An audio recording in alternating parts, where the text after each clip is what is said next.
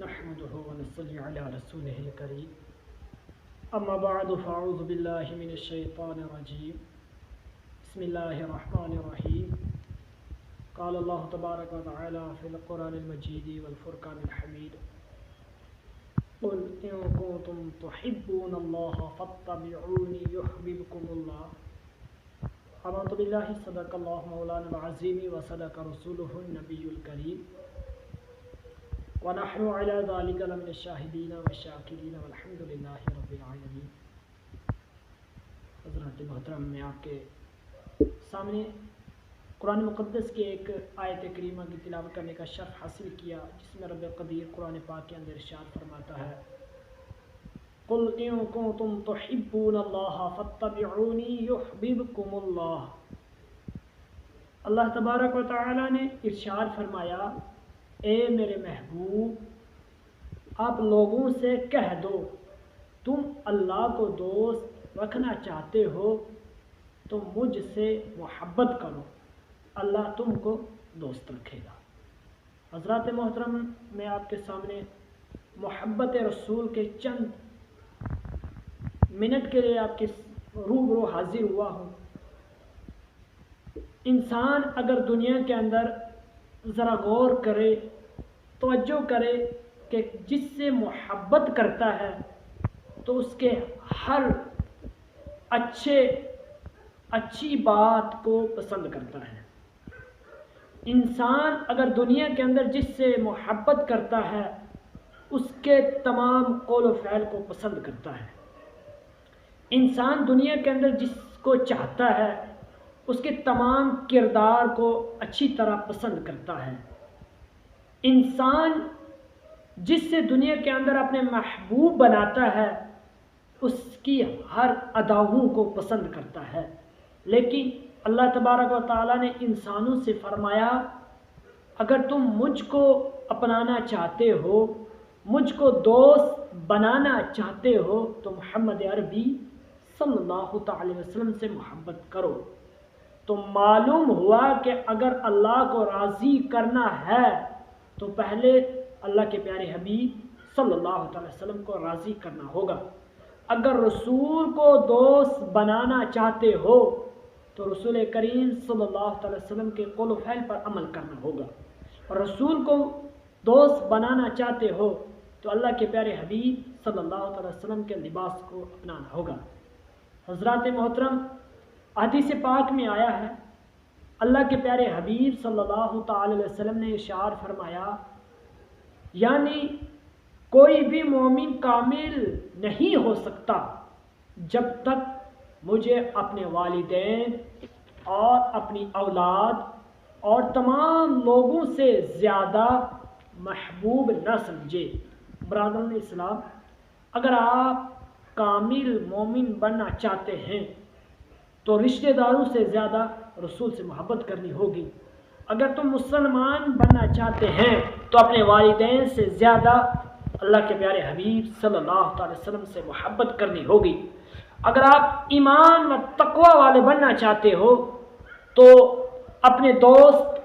اپنے احباب سے زیادہ اللہ کے پیارے حبیب صلی اللہ تعالی وسلم سے محبت کرنی ہوگی۔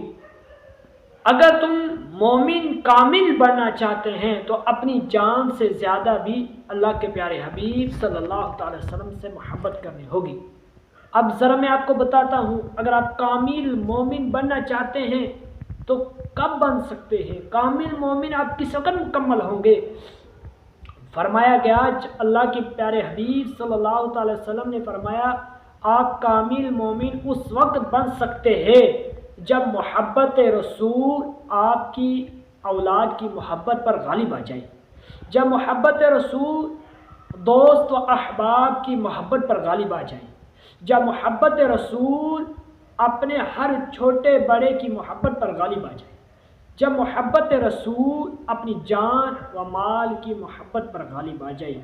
اور یہی محبت رسول حقیقت میں محبت خدا ہے۔ اتنا ہی تو کہا گیا فاتبعونی یحببکم اللہ، اگر تم اللہ کا دوست رکھنا چاہتے ہو تو مجھ سے محبت کرو۔ دوسری حدیث کے مبارکہ کے اندر آیا ہے، ایک مرتبہ حضرت انس رضی اللہ تعالی عنہ کی سے مروی ہے کہ ایک شخص اللہ کے پیارے حبیب صلی اللہ تعالی وسلم کی بارگاہ میں حاضر ہوا، عرض کیا یا رسول اللہ صلی اللہ تعالی وسلم قیامت کب قائم ہوگی؟ اللہ کے پیارے حبیب صلی اللہ تعالی وسلم نے ارشاد فرمایا کیا تم نے قیامت کی تیاری کر لی ہے؟ اس شخص نے عرض کیا یا رسول اللہ صلی اللہ تعالی وسلم قیامت کی تیاری تو نہیں کی ہے یا رسول اللہ صلی اللہ تعالی وسلم، میرے پاس کچھ نہیں ہے، نہ ہی میں نے قیامت کی تیاری کی ہے۔ پھر اللہ کے پیارے حبیب صلی اللہ تعالی وسلم نے فرمایا پھر تم قیامت کے بارے میں کیوں پوچھ رہے ہو؟ عرض کیا یا رسول اللہ صلی اللہ تعالی وسلم، میرے پاس روزوں کا انبار تو نہیں ہے، یا رسول اللہ میرے پاس نمازوں کا ذخیرہ بھی نہیں ہے، یا رسول اللہ میرے پاس نیکیوں کا ڈھیر بھی نہیں ہے، یا رسول اللہ صلی اللہ علیہ وسلم میں نے زیادہ خیرات بھی کی نہیں ہے، یا رسول اللہ کے پیارے حبیب صلی اللہ علیہ وسلم کی بارگاہ میں عرض کیا یا رسول اللہ صلی اللہ علیہ وسلم، میرے دل میں اللہ اور اس کے رسول کی محبت کا چراغ روشن ہے، اسی لیے پوچھ رہا ہوں کہ قیامت کب روشن آئے گی؟ اللہ کے پیارے حبیب صلی اللہ تعالی وسلم نے سن کر فرمایا کہ شخص سن لے، اگر ایسا ہے تو سن، تم میرے ساتھ جنت میں رہو گے۔ برادران ملت اسلامیہ، آپ ذرا غور کیجئے،